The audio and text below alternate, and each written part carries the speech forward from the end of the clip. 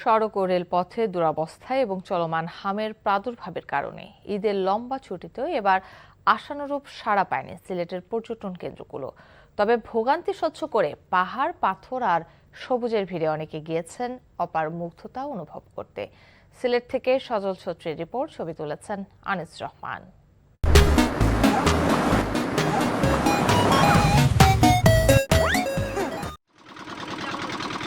বর্ষার আগেই বৃষ্টির ছোঁয়া, প্রকৃতিকন্যা সিলেট সেজেছে নতুন রূপে।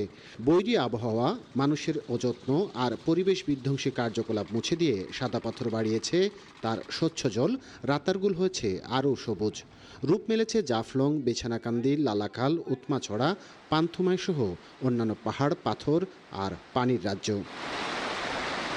পানি অনেক ঠান্ডা এবং দেখে অনেক শীতল অনুভব হচ্ছে।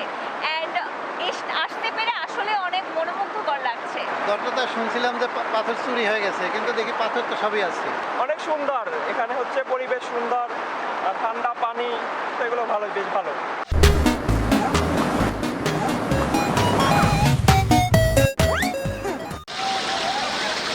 এবারের ঈদের ছুটিতেও আনন্দমুখর ছিল সিলেটের পর্যটন কেন্দ্রগুলো। তবে হামের সংক্রমণ আর বৈরী আবহাওয়াকে উপেক্ষা করলেও সিলেটের সাথে সারা দেশের রেল ও সড়ক পথের যোগাযোগের দুরবস্থায় ভাটা পড়েছে পর্যটনে। ভোগান্তি দ্বিগুণ করেছে স্থানীয় সড়কের জীর্ণদশা। আছে পর্যটন কেন্দ্রের অব্যবস্থাপনার অভিযোগও। ঈদের ছুটিতে জাফলংয়ে পানিতে ভেসে মৃত্যু হয়েছে এক কিশোরের।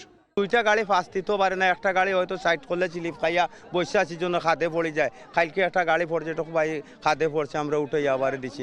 রাস্তাঘাটও তেমন বালা নাই, যেমন রাস্তাঘাট ভাঙ্গা। রাস্তাঘাটটা যদি একটু ঠিক মতো হইতো তাহলে মনে করো যাইতে একটু সুবিধা হইতো।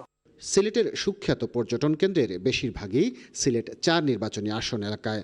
এলাকার সাংসদ এবং শ্রম ও প্রবাসী কল্যাণ মন্ত্রী আরিফুল হক চৌধুরী জানালেন, নতুন পরিকল্পনায় সাজানো হবে সিলেটের পর্যটন।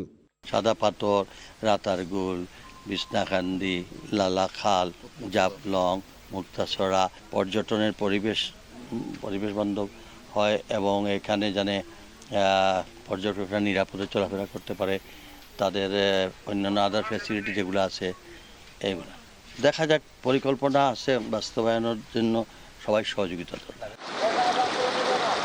ভোগান্তি সহ্য করে যারা পৌঁছেছেন পাহাড়, পাথর আর সবুজের ভিড়ে সিলেটের প্রকৃতি বিমুখ করেনি তাদের।